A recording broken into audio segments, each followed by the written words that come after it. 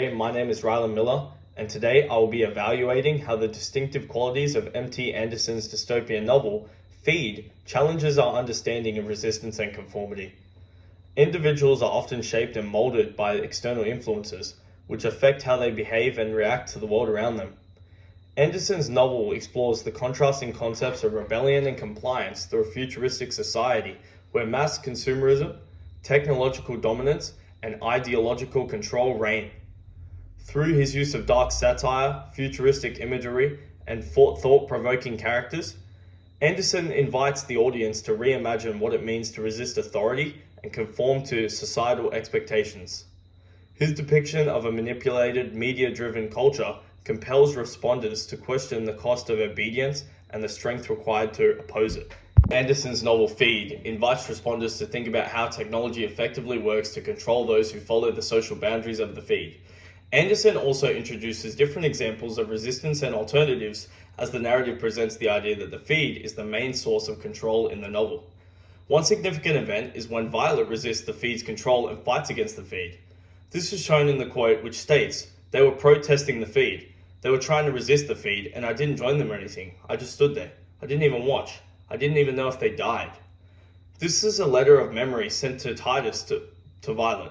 Chip in my head, chip in my head, chip in my head, I'm better off dead. This illustrates that the composer used techniques to enhance these reactions. For example, through the use of repetition and colloquial language. The composer uses these techniques for the purpose of enhancing the feed's impact on the reader. The repetition in chip in my head signifies how the feed has brainwashed the characters in society. The impact on a responder of the feed is that the reader is left with violent and unsettling emotions. Violet is unwell. She is different from everyone else. Her father takes care of her because she's the only one of the people that aren't fully brainwashed by the society portrayed in the feed. A negative aspect about the feed is when looking at conformity. Violet's voice was being suppressed, her chip malfunctioned, and the chip in her brain was also what killed her. This emphasizes how superficial Violet is, only relying on conformity and not staying strong and unique. As responders, we are led to question the purpose of the feed and how it delves deep into our minds. It reveals how technology is used to control the brain, and the brain transplants them to be dumber and dumber. This evaluation shows us as a responder how the feed really questions and reflects on conformity and how dangerous technology truly is. The theme examined in M.T. Anderson's speculative fiction Feed 2002 is the manipulation of society through consumerism and digital control, which challenges traditional perceptions of rebellion and submission. Anderson skillfully employs a dystopian backdrop, critical tone, and emotionally compelling characters to portray a civilization where obedience is ingrained and dissent is rare. The character Violet emerges as a symbolic figure of defiance as she begins to reject the artificial norms imposed by the feed and questions its influence on identity, thought, and autonomy. Her resistance is conveyed through her craving for authenticity and meaningful human interaction, contrasting starkly with the passive acceptance of others. A notable example of this is her statement, "If you could just feel something, then maybe it would all be okay." This quote encapsulates Violet's emotional and intellectual awakening.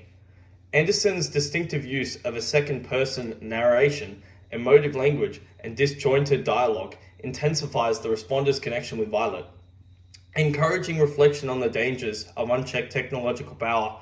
Moreover, her mental and physical deterioration serves as a grim warning of the consequences of nonconformity in a world governed by instant gratification and digital dependence. By presenting Violet's downfall alongside her persistent resistance, Anderson provokes responders to reconsider their own relationship with modern technology and societal expectations. Personally, Violet represents a growing segment of individuals in contemporary society who resist conformity, challenge authority, and strive to reclaim independent thought in an age overwhelmed by media saturation and ideological control. M.T. Anderson's Feed compels audiences to also reconsider their interpretation of resistance and obedience through its unique storytelling style and disturbing themes.